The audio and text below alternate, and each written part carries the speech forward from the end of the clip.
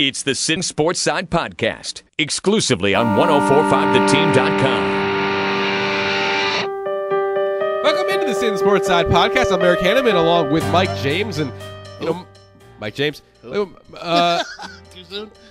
If you listen to our past podcasts up there about the Patriots, you would have thought that Mike James would lead, but I guess I'm leading this one, even though we're at. Can we say where we're at? Yeah, New School Center for Media. Yeah, and not doing this over a normal place. It's kind of cool. Mike's a student here, and Sittin Sportside podcast on location. There's videos out everywhere. I'm looking at the top of my head in that video right there. It's kind of cool. No one's manning the cameras, but it's pretty cool. It's not recording though, so don't worry.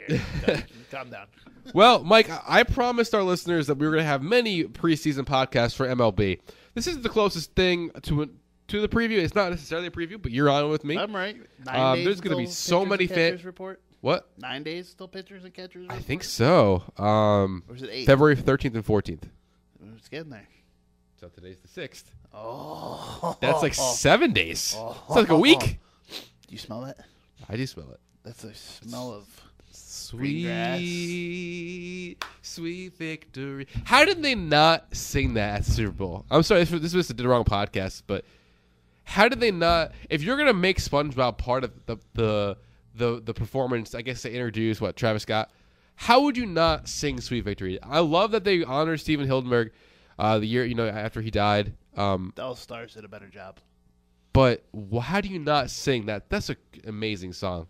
Yeah. And if I ever perform in the Super Bowl, and God knows I will. Me and you next year, the halftime show. Let's do it. I'm gonna sing "Sweet Victory." So yeah, this is another set of preseason podcast, but there's an interesting things between the Major League Baseball and the players discussing rules that could alter the game. So, Mike, Major League Baseball and the Players Association, the Major League Baseball Players Association, that is, they're discussing potentially drastic changes to the on-field game, economic landscape of the sport in the middle of a collective bargaining agreement. So there could be some strikes coming up soon. We already know that. The dueling proposals from the MLB on January 14th and the union on Friday covered a wide range of topics. I don't necessarily. What do you know when the contract is up? I don't off the top of my head. I think that it's up somewhere into 2019. But I could be wrong. There's sort of thoughts about certain things being or a strike possibly happening with the contracts with Harper and Machado, so things could happen. But basically, Jeff Passan wrote an article about laying out all the rules that were discussed on ESPN.com. So if you want to go there and check out Jeff, is it Passan? Yeah. Like the pitcher? Yeah.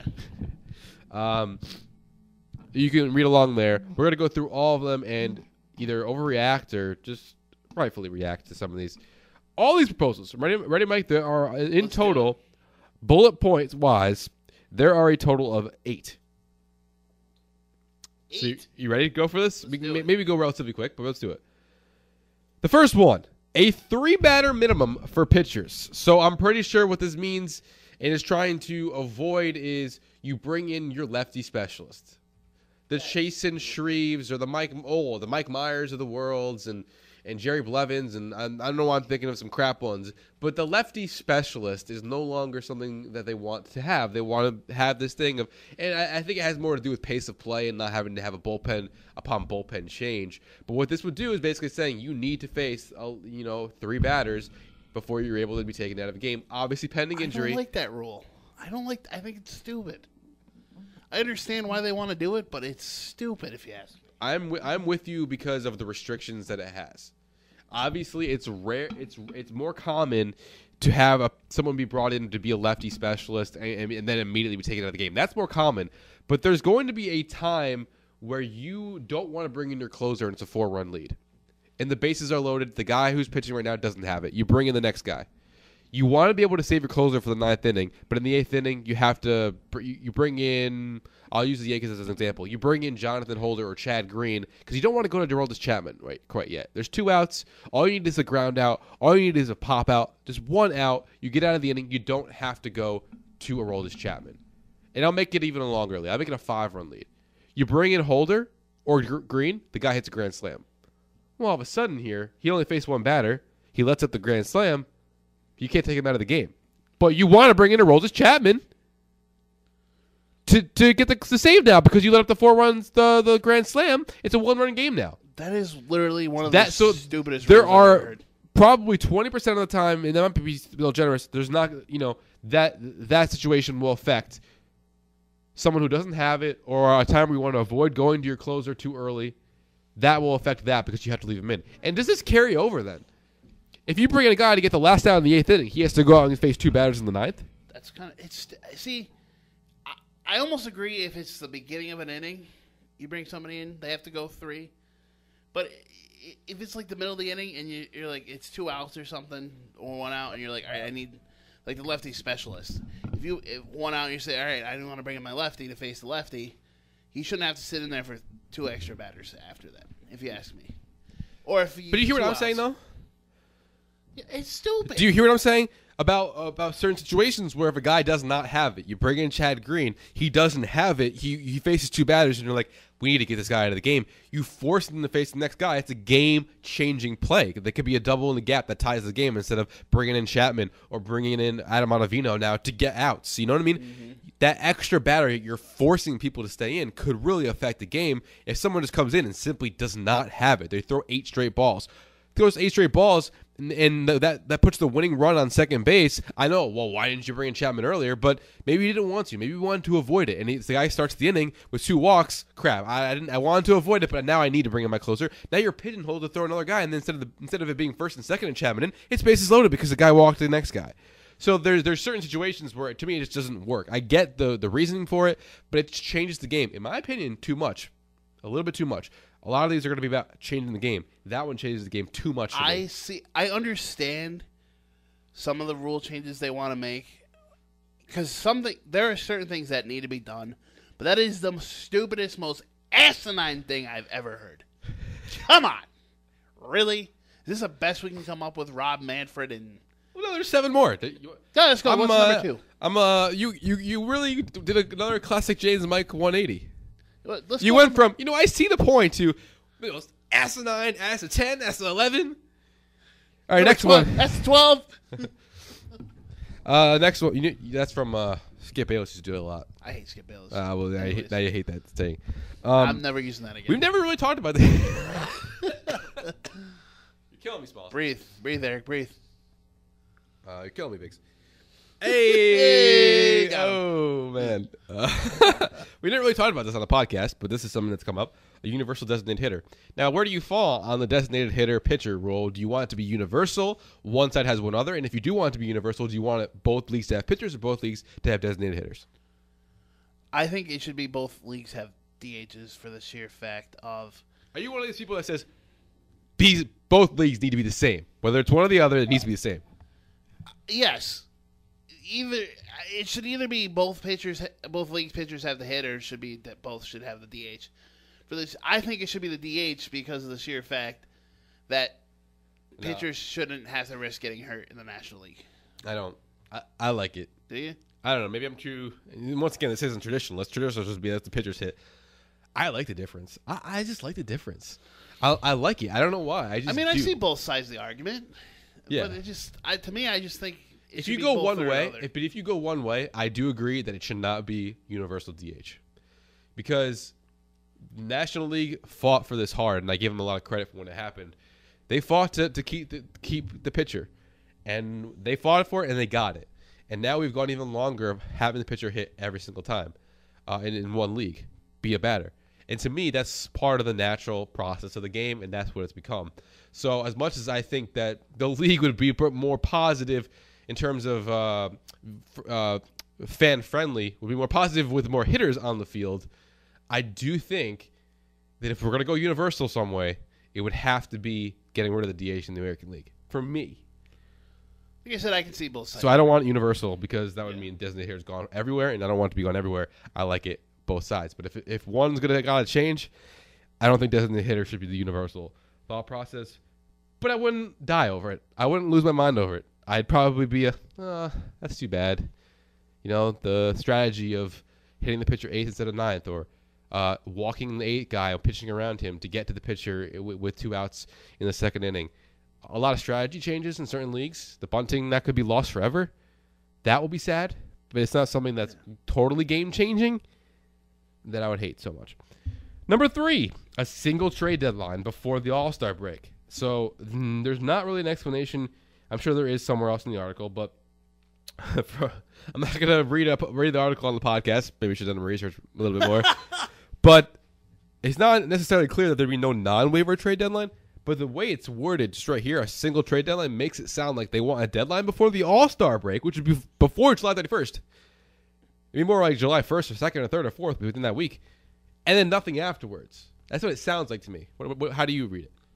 I think, yeah, I mean, I guess maybe we should read into it more, but I like the way it is.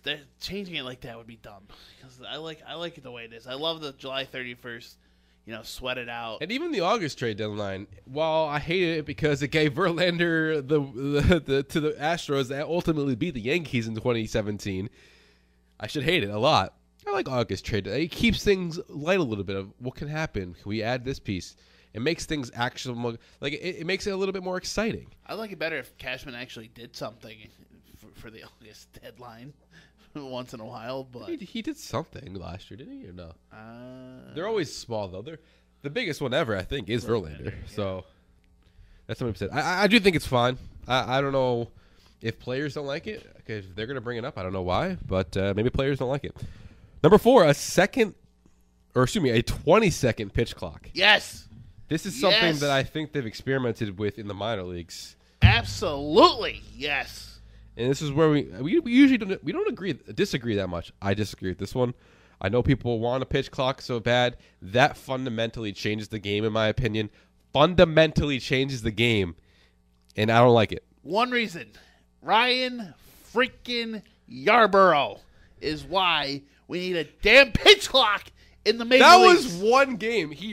One game. It was one game. It was one game. It takes an hour to throw one pitch. It really was one game. I remember watching that game and then watching him pitch against the Yankees later on in the year, and he was a lot quicker. And Michael Kay was even saying on that broadcast that the broadcaster of Tampa Bay was saying, I don't know why he's going so slow today. That happened to be the game we were working, but I don't know why he was going so slow that day, because maybe it was because it was hot outside, maybe because he couldn't see very well because of the sun, but that was not normal Ryan Yarbrough. But at the same time, he really cemented that in your mind. Oh, my God. But what about Mark Burleys of the world? The ones that work fast, so we don't need that. You know what I mean? Like it's the MLB is the MLB. Like, I get there's a pitch clock, but to put it all in 20 seconds, a pitcher should not have to pitch on demand. All right, here's my question. That's just not how the game works. That's not how I played baseball when I played. Here's my question about the pitch clock, though. You know what the pitch clock also does? Oh, the pitch clock's getting down to 1. I'm Billy Hamilton. I'll just go. Yeah. I don't know if you can say.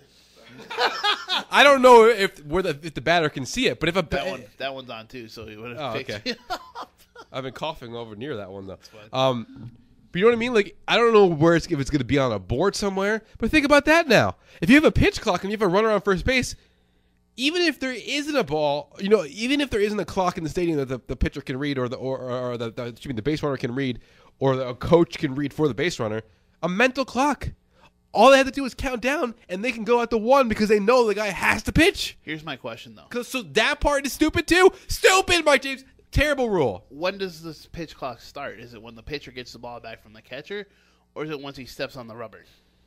Once again, I didn't really do my entire research here. You see what I'm saying, but, though? Because wouldn't you imagine it's kind of like a play clock in the NFL of, all right, the catcher catches it, the ball gets back to the mound, and once he puts his foot on the rubber, maybe it starts. Yeah. Or once he catches the ball, it starts. But can you reset the pitch clock? I don't think so. Like Brady does every. Oh, it's at 0. Reset it. Come on. Yeah, I don't understand that. He's the only person that gets away with it. Oh, we're about to get a delay game, and they reset it on him. Come on, cheating. How does that happen? Because it's Brady. Stupid. That's the theme of the other podcast. Stupid. Yes, anyways. Number 5, the expansion of rosters to 20. Anyway, before I go to that one though, like to sum up the other one, I have no idea, and I would imagine there's like a certain time when they would do it. Like you throw it back to them, you put it on the mound, and they're ready to go. I guess. Yeah. Number 5. All right. Number 5.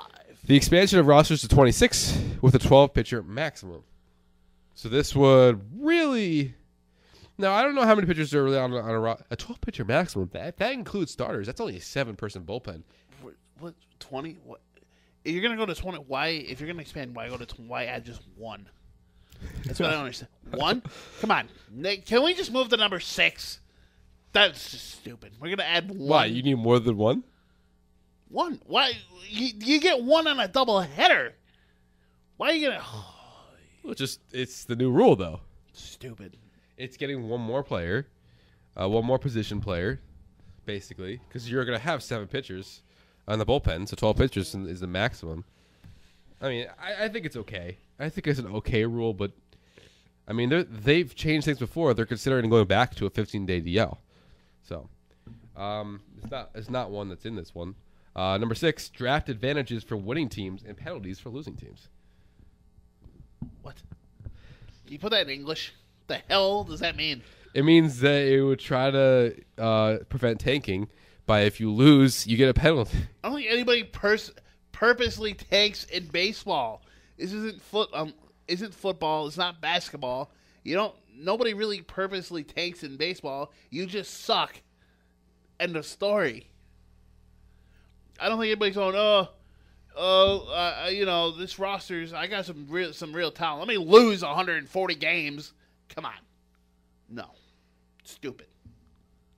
Yeah, I'm not sure I get that one either. You know what I'm saying, though? Yeah. It's different. Like, the NBA, you're going to There's been more of a problem in tanking in baseball because of teams who have kind of bought into the Cubs, Astros, now Yankees strategy of building through the draft. And so losing, you automatically get that number 1 pick if you're the Phillies. But look at the Phillies. They drafted Mickey Moniak a couple years ago, and he hasn't turned into the thing that they thought he was going to be in the minor leagues. The first player ever to be inducted into the Hall of Fame and be the first overall pick was Ken Griffey Jr. Mm-hmm. So the first overall picks don't always pan out.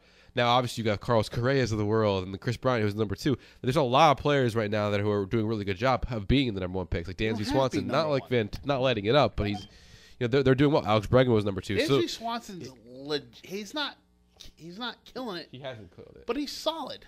He's a solid player. Right. So my point is, like, recently you've been getting a lot of good top draft picks. Yeah. So teams who are trying to rebuild are losing on purpose, so they can get the draft picks, build those up, and then when they want to buy in, then go out and sign the people because they have the young kids, sign them, and then now we don't have to lose anymore. So there is a problem with tanking a little bit in the Major League Baseball because you put out sometimes the product you put out there isn't great. Look at the White Sox over the last couple of seasons, with the exceptions of Yoan Moncada and Jose Abreu. They've been pretty putting Daniel Palka out there. Adam Engel, great center fielder defensively, but not very good offensively. So how many home runs did he rob this year? Like 12? I don't know how many total, but against the Yankees at least 2. So I do think that there is a interesting situation of tanking, if you will, but I don't know, to your point, if there really is an emergency that needs to be addressed. You know what I mean? Yeah. Number 7 is a study to lower the mound. I don't know. I think, personally, I think it's fine. I don't know. That's just me. All right, so I did a little research on this one. The league is interested in studying the mound height with the potential for Manfred to implement a lowering of the mound in 2020. So that's basically that's the gist. That's the gist of the research of the article. I don't know what that would do. Lowering the mound, to hit more home runs? Wanted to recapture the PED era? Fine. All right, that's what you want to do. Aren't they hitting enough home runs as it is? To the most ever. Yeah. So we're gonna.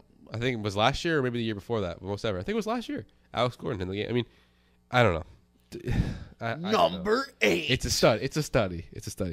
The last one, a rule that would allow 2 sport amateurs to sign major league contracts. Is there a player out there that there's a problem with this? Are we having an issue? Is this a hot button topic? Hold on. Bo Jackson? Where is this coming from? I don't even know of any situation where someone would be in this situation. Is it Bo Jackson? Deion Sanders? No, Deion Sanders plays basketball and hockey, and Bo Jackson plays tennis and golf. So I don't know where you're getting. I got it. Kelly Yarborough, the baseball player and soccer player, right? Is that a thing? He was a NASCAR driver. Kyler Murray! Yes. I guess this makes sense. So why not let the kids sign in both deals? I don't know how those guys aforementioned, Deion Sanders and Bo Jackson, obviously we're joking. I don't know how those guys did it back in the day. But apparently they did it, and so I wish I could have seen them in their heyday, especially Bo. I guess they must have had time in between. Well, I mean, you think about it. Baseball's from. No, I'm just saying, like, why is this not already been a rule? Why can't you play both at the same time? I don't know. Well, I can't play one sport as it is, so. But I'm sick. End the podcast now. I can't. Sorry, it's a fat thing. You wouldn't understand there, skinny boy. No, too soon. What'd you say? No, I said it's a fat thing. You wouldn't understand that, skinny boy. Oh, hey! Yeah, got him. Don't call me skinny. I'm not skinny. Are you offended? Yeah, I'm not that skinny. Oh, I'm sorry. People are gonna actually think that I'm skinny. I'm actually quite, junky. Yes, exactly. Yeah, I don't know. I think you should be able to make the decision. You want to play both? Play both. Go ahead. Yep.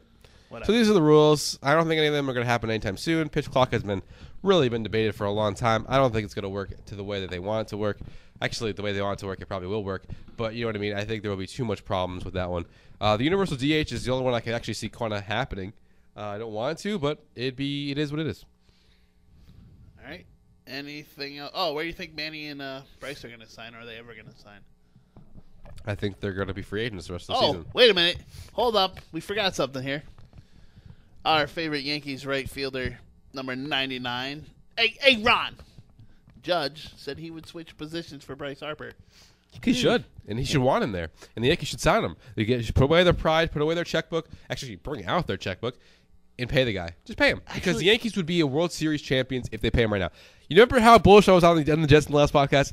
I would drive to Vegas right now if they signed Bryce Harper and put all my money in my bank on the Yankees to win the World Series. I don't hate that Aaron Judge would move positions for him. I think I don't. Now think about this. 162-0. Bryce Harper has played center field, so I think if you are starting somebody in center field, there's a chance Sittin might have to play the field. It's Harper. I almost think what you would do. But if you're keeping Hicks in center, you're probably putting Judge in left. I guess I don't know. Or put Harper in left. Yeah, either way. Harper's probably more versatile than Judge. No offense to Judge, but Judge, you want him in right field. His arm's so great. Yeah, I mean, I'm not a. I mean, perfect world would be they absolutely sign Harper and Machado now. I don't want Machado. But Machado can go home. Machado can go home. Yeah. Machado can go to San Diego. I really hope he doesn't go to Philly. I hope Harper doesn't go to Philly. San Diego's close. I think San Diego's close. They signed Machado, and because they actually need a third baseman. And word on the street is they actually like Harper more for a reason. No, not for whatever reason. I think you should like Harper more. That's actually a great reason. But in those certain circumstances, they have enough outfielders. They don't have enough third basemen. Yeah. So, that also is a twist in narrative because they signed Kinsler. They have Luis Ortiz playing shortstop, and then they also have Fernando Tatis Jr. who can play shortstop. So they have the prospects for the infield. So maybe that's why. But anyway, I digress. Those would be things we talk about in the MLB preview podcasts. Once again, we are on Facebook at Sittin Sportside Podcast, Twitter at Sportside Tweets. Eric is at, I can't not saying it again because I screwed it up last time. At Eric H1045. And I'm at Mike James 145. Mike James 1045. And Eric, rumor we might have a big announcement coming soon? I'm being more pessimistic about that every single day. Yeah, me too, but possibly. So pessimistic. I'm still hoping. We need to step it up if we're going to actually have this announcement on the show because we've been teasing it for a while, and I'm very negative. Now. I think we are teasing ourselves now. I think we're in a very negative spot here. The walls are caving in, so we are really having our eye of the tiger moment here. Well, we'll let you know if we come through. If we come through. All right, well, this has been the Sittin Sportside Podcast. This has been the Sittin Sportside Podcast on 104.5 theteam.com.